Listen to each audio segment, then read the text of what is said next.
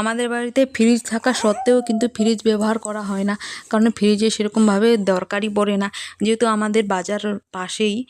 তো যা আমরা শাকসবজি খাই বাজার থেকে ফ্রেশ খাই, আর বেশিরভাগ শাকসবজি আমরা আমাদের জমিতে লাগিয়ে খাই।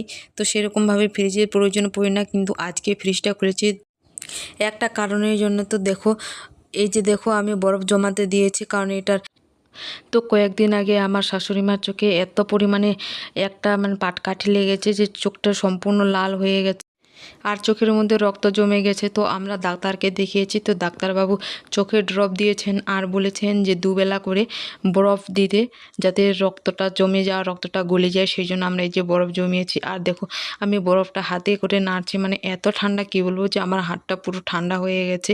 তো সেই জন্য আমি তাড়াতাড়ি করে বরফটা এখন রেখে দিব।